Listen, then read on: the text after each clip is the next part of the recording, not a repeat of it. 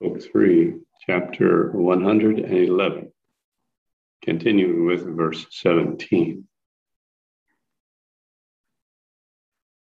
Many persons turn their minds away from mindfulness by too much trust in their efforts and imagined expectations, and disregarding the power of destiny that rules over all human efforts.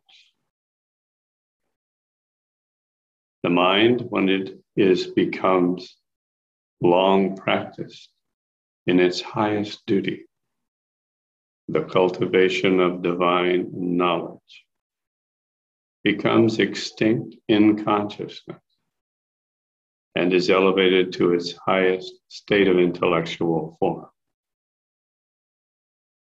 Join yourself first to your intellectual or abstract thought,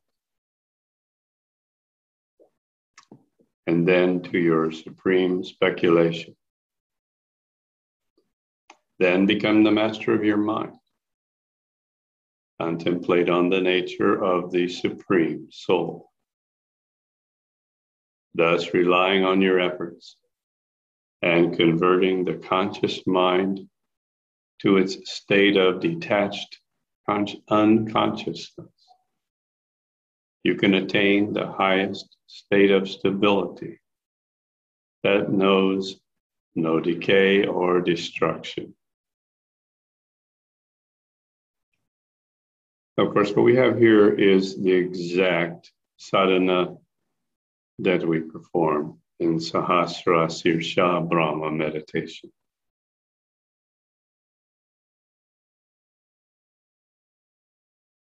Taken in very beautiful steps.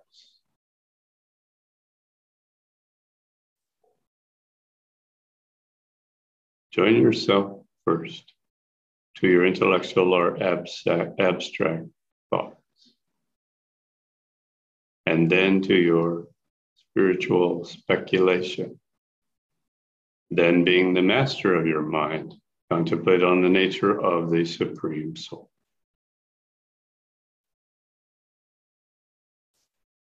So we begin meditation, we're thinking the mantra, dharana. We're identifying the silent witness, and we become the silent witness that is encapsulated nicely in the first part of 19. Then as we continue our practice, karmic traces are balanced, and ultimately we become the divine, supreme, silent witness, Shiva.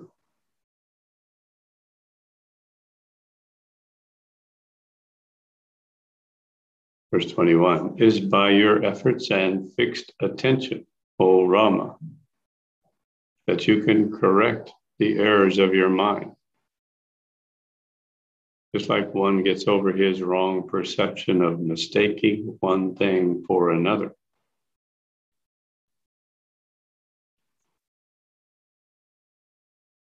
Calmness of mind dispels anxiety. A man who is able to subdue his mind doesn't care a fig for his subjection of the world under him. Worldly possessions are attended with strife and warfare. The enjoyments of heaven also have their rise and fall. But in the improvement of one's own mind and nature, there is no contention with anyone or any obstruction of any kind.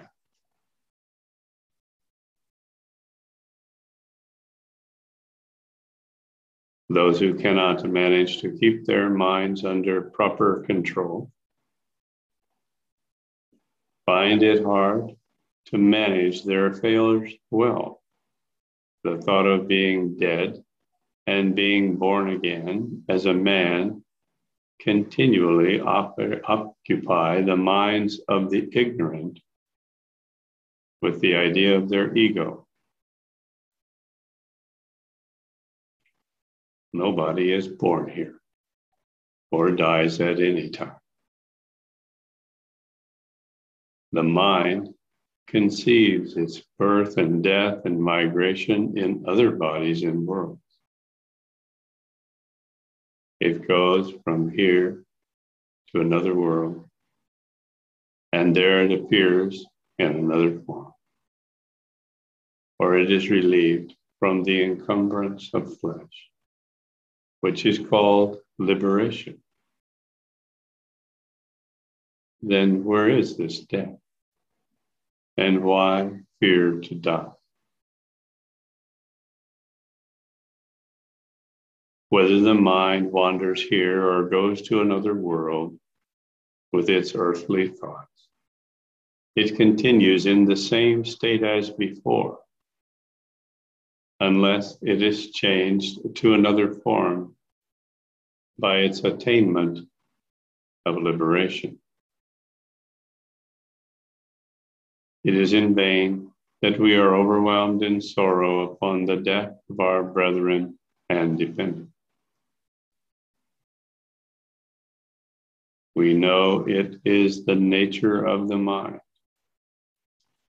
to be deluded from its state of pure consciousness to that of error.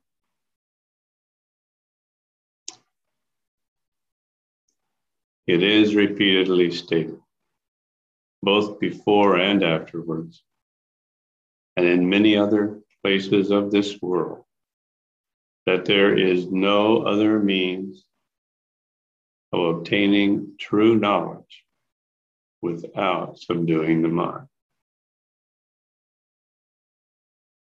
Well, this is exactly what we do. This subduing of the mind is brought about by the balancing of karmic traces.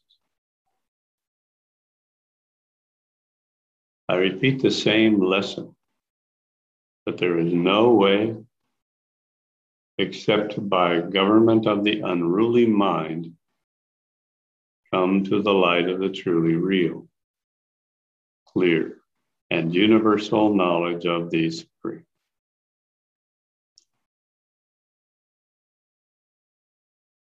The mind is destroyed.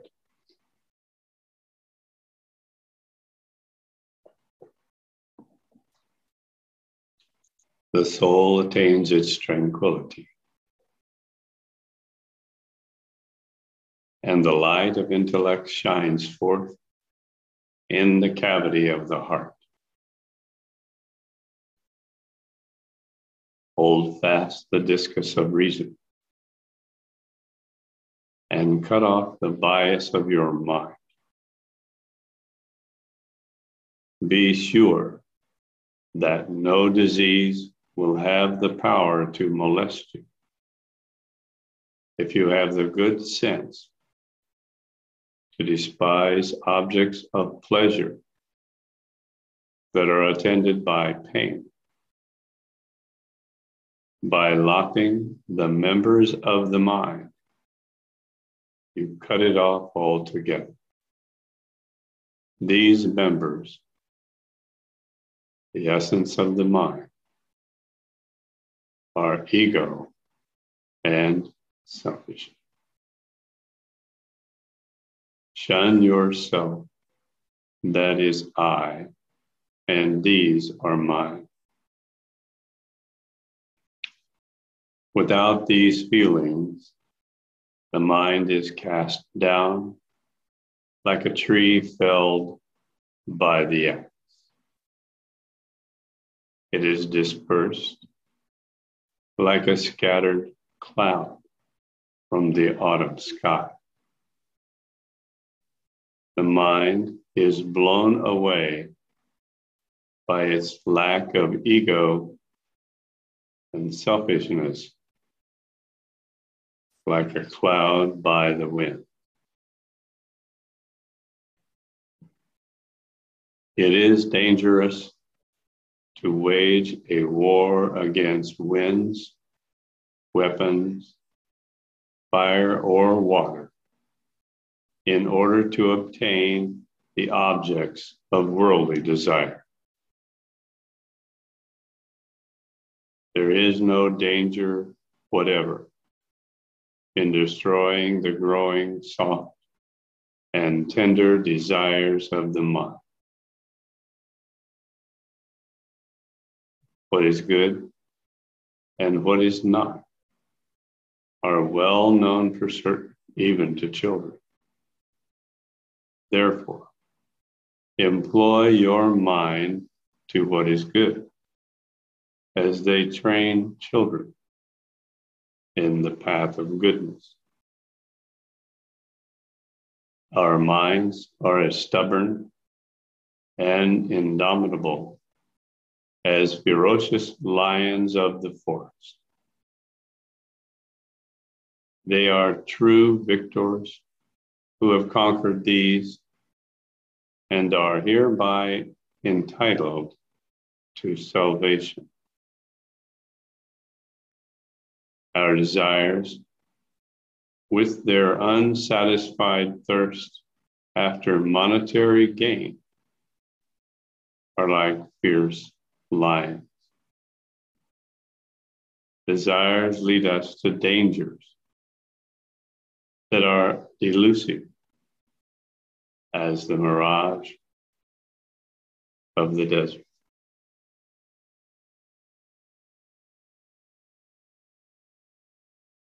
The man without desires cares for nothing.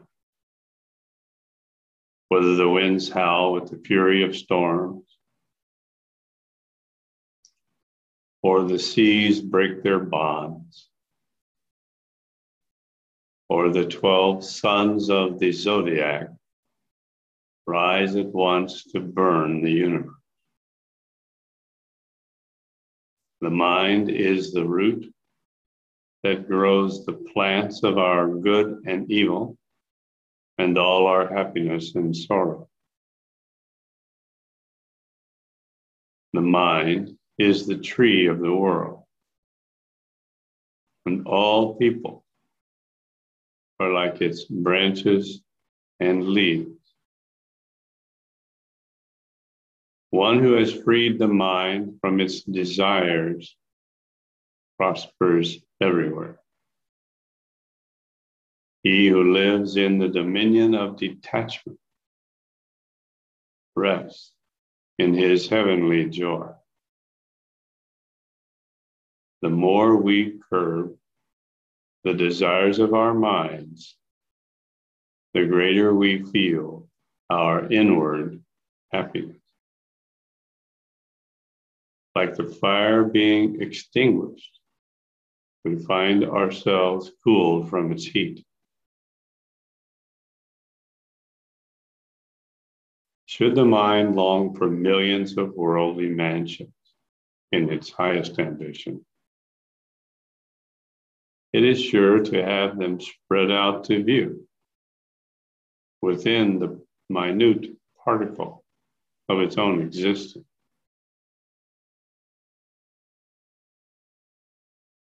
Opulence in expectancy is full of anxiety to the mind. When gained, the expected wealth is no less troublesome to the mind. But the treasure of contentment is filled with everlasting peace of mind.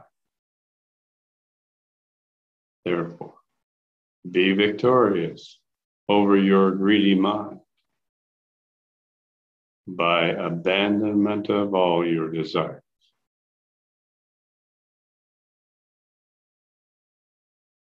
Now, of course, this statement, abandoning all desire, has been misinterpreted by many people as somehow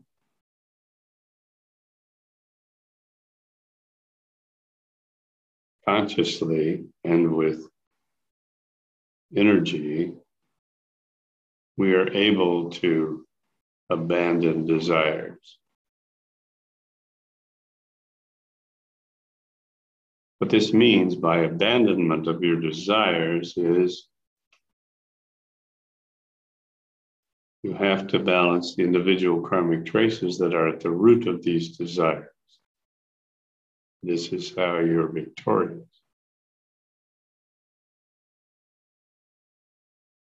When you do that, the desires spontaneously disappear.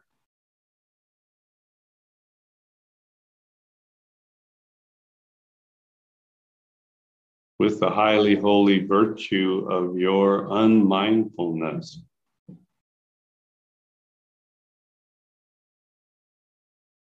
and with the even-mindedness of those who have known the divine spirit, and also with the subdued, moderated, and defeated yearnings of your heart, make the state of the uncreated one as your own.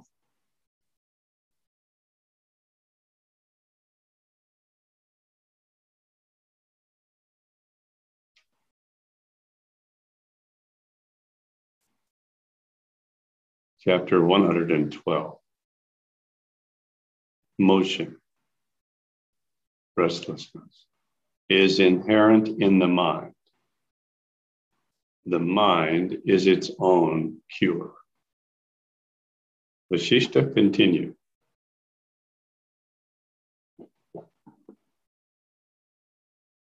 Whatever the nature of the object of any man's desire, his mind does not fail to run after it with great eagerness in every place. This eagerness of the mind rises and sets by turns with the view of the desired object, like clear bubbles of water, foaming and bursting of themselves with the breast of winds. As coldness is the nature of frost, and blackness is that of ink, so is swiftness or momentum the nature of the mind, as stillness is that of the soul. Ram said, "Tell me, sage, why is the mind identified with motion? And what is the cause of its velocity? Tell me also if there is any other force that can impede the mind's motion." Vasishtha replied, "We have never seen the motionless quiet of the mind. Speed is the nature of the mind, like heat is that of fire.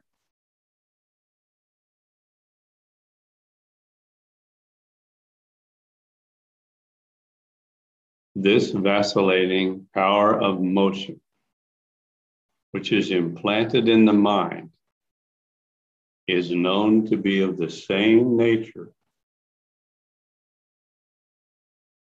as that of the self-motive force of the divine mind that is the cause of the momentum and motion of these worlds. As the essence of air is imperceptible without its movement, so we can have no notion of the momentum of our minds apart from the idea of their vibration.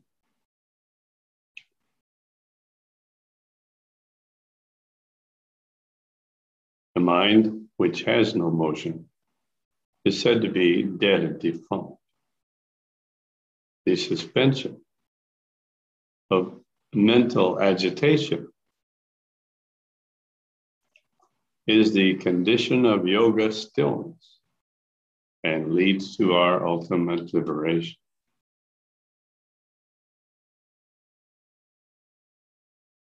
The mortification of the mind is attended to the subsistence of our sorrows.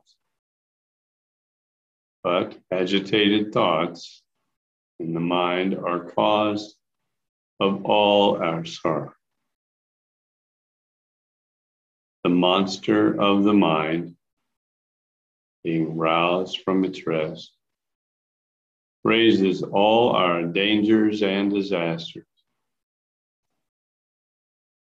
But falling into rest and inaction causes our happiness and perfect joy.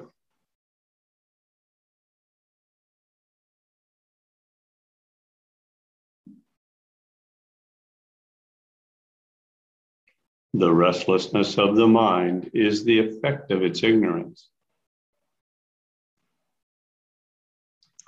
Therefore, Ram, exert your reason to destroy all your desires. Now, what does that statement mean? Exert your reason to destroy all the desires in the mind. Exerting your reason means to use your power of discrimination. Your power of discrimination, your ability to discriminate from one thing and another,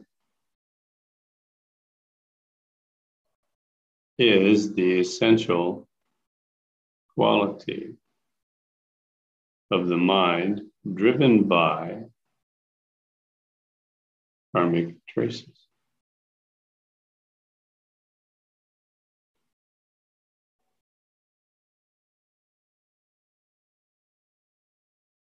It said earlier in verse 6, the vacillating power of motion which is implanted in the mind is known to be of the same nature as that of the self-motive force of the divine mind, which is the cause of the momentum and motion of these worlds. So we're seeing that the individual mind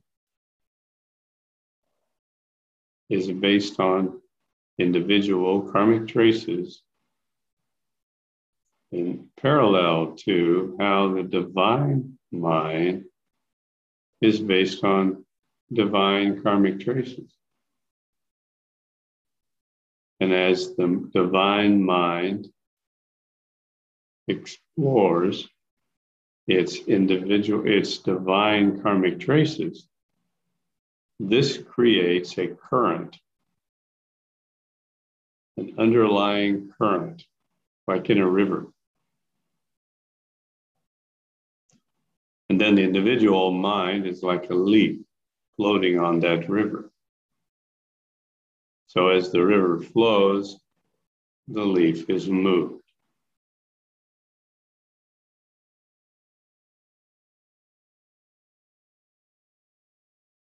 So the nature of the mind to explore its source, which are the individual or divine karmic traces, depending on which mind you're thinking about, is conducted with the faculty of reason. And what we are doing constantly as thoughts arise in the mind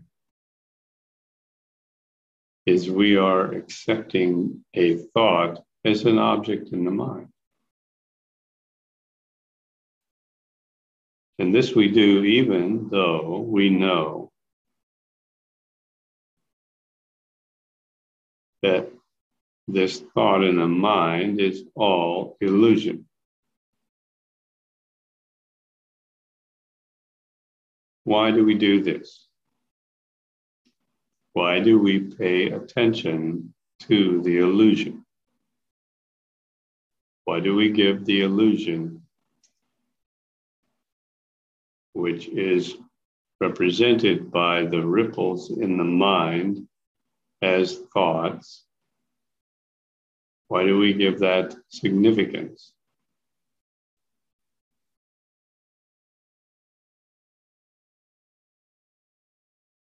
The answer to that is because we are embedded in the mind. The mind is our universe. The mind is our proof that we exist. Why do we care about having proof that we exist? Because we know for sure, on a very deep level, that that is a fallacy.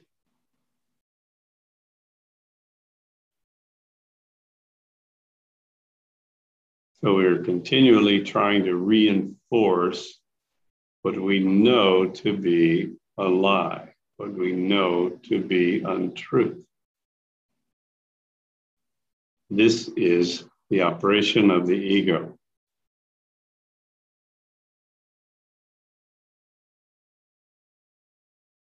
When we exert our reason, the intellect, to distinguish between what is a thought and what is not a thought,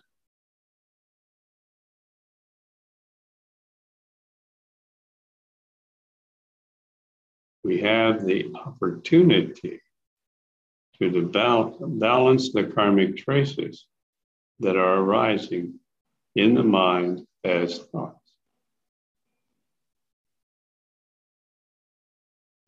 But only if we compare the thought with the silent witness. Why is that? Because when we compare any thought that arises in the mind with eternal, unbounded, pure awareness, devoid of all thought, above and beyond all activity in the universe, then we're able to give greater significance to the reality and let the significance of the illusion fade into the background.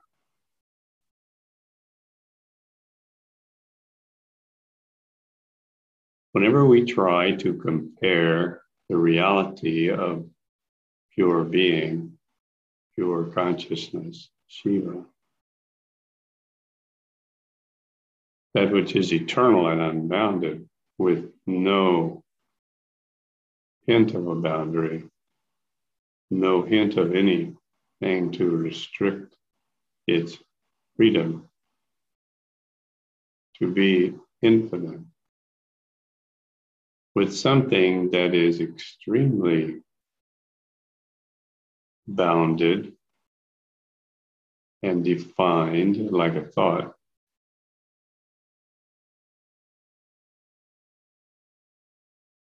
then we can easily see the illusion behind that thought. Because we are experiencing as our reality the eternity of the now, the eternity of pure unbounded consciousness. And so the thought assumes the status of something extraordinarily trivial, valueless. And then it's just a very easy way, an easy jump to assign everything that is not the silent witness to that category of illusion. And everything becomes trivialized, like we're zooming out, and everything is becoming smaller, more and more minute, more and more valueless.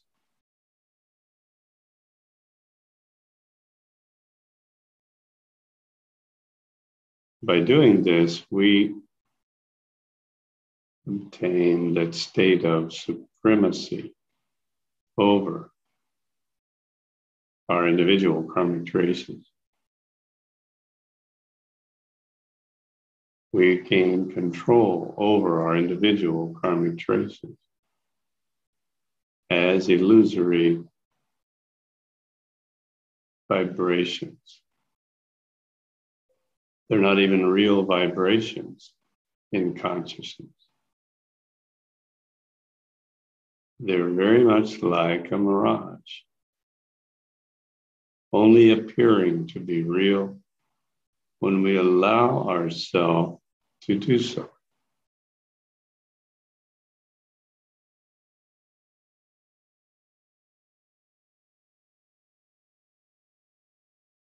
And so this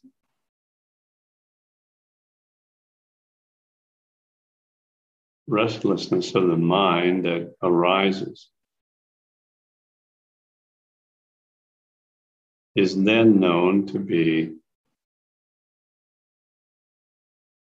caused by and experienced because we have let go of our identity with the silent witness. So we simply come back to the silent witness. By repeatedly doing this, we become established in the silent witness.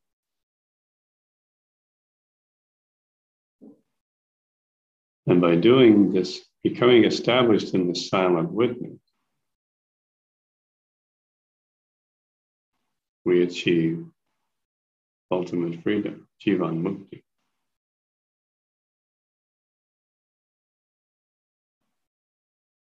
So we have a very simple practice, which we take to more complicated aspects in our meditation. First, we begin by thinking a mantra. And then we allow this mantra to touch the vibration of the individual karmic traces deep in consciousness as we transcend all of the unreality of illusion and become established in the silent witness. Then we put our mind to the task of balancing itself.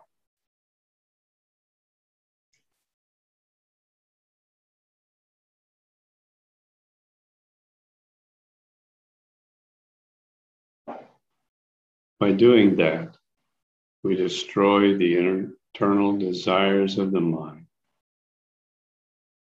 that are raised by ignorance alone. And we attain your supreme joy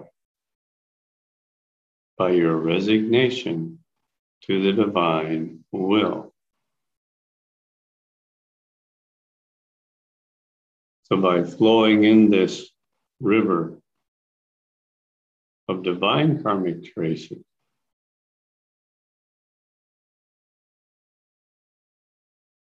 we flow easily into identification with the sound.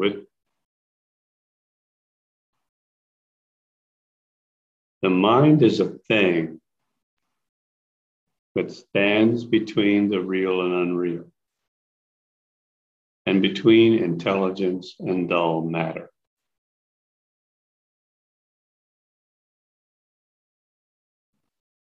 The mind is moved to and fro by the contending powers on either side. Impelled by dull material force, the mind is lost in the investigation of material objects until at last, by its habitual thought of materiality, it is converted to a material object, resembling dull matter itself.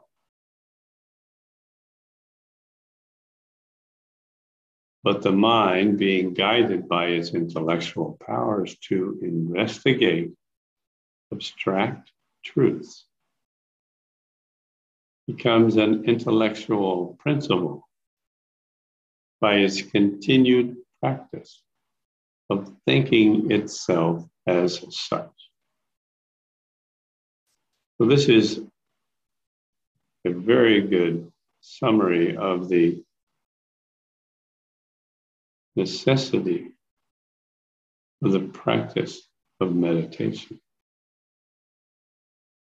Without the practice of meditation, simply allowing ourselves to, allowing the mind to employ its activity in the outward focus of material objects, the mind becomes more and more dull, less and less able to differentiate itself even from other material objects, until finally everything is a material object.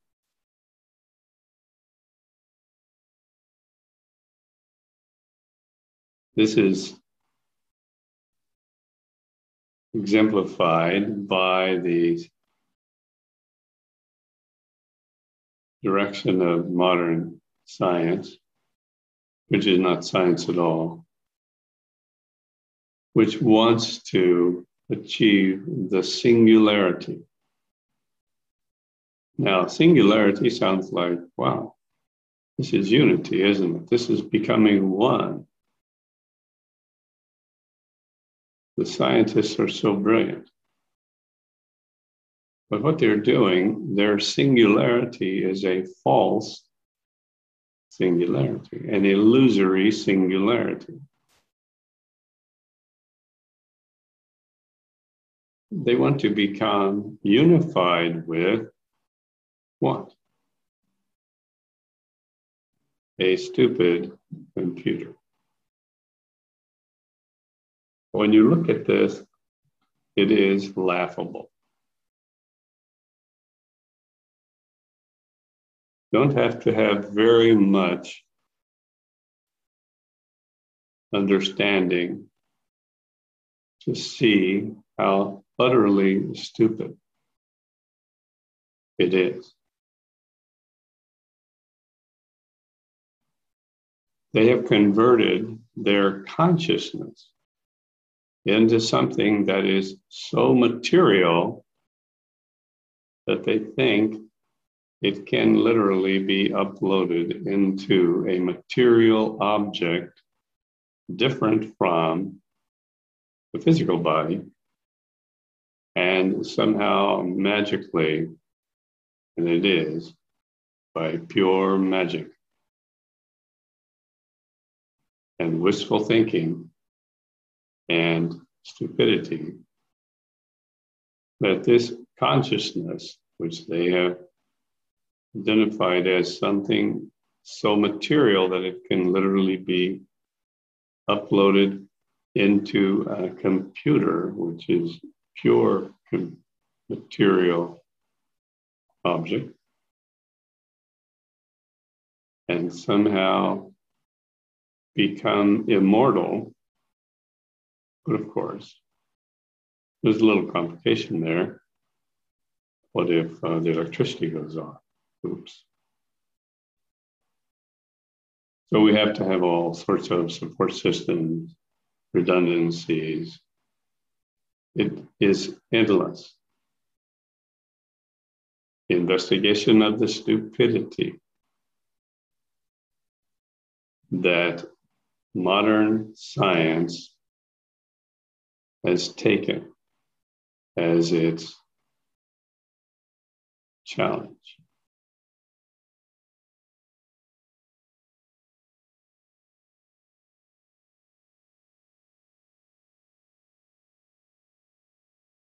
Instead of doing something so very simple, instead of becoming more and more and more and more and more dependent upon and embedded in illusory material world, just point your attention in the opposite direction.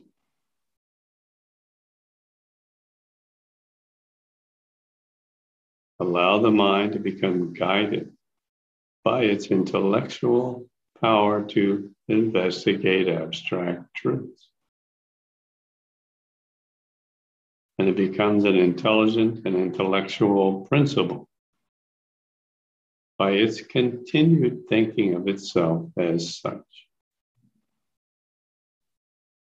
By virtue of the exertion of your manly powers and activity, and by force of constant habit and continued practice, you can succeed in attaining anything to which you employ your mind with diligence. You can also be freed from fears and find your rest in your reliance upon the being without sorrow, provided you exercise your manly activity and use your intelligence to curb the tendencies of your mind. By the force of your intelligent mind, you must lift up your deluded mind that is drowned in the cares of this world. There is no other way. Only the mind is capable of subduing the mind. For who can subdue a king unless he is a king himself?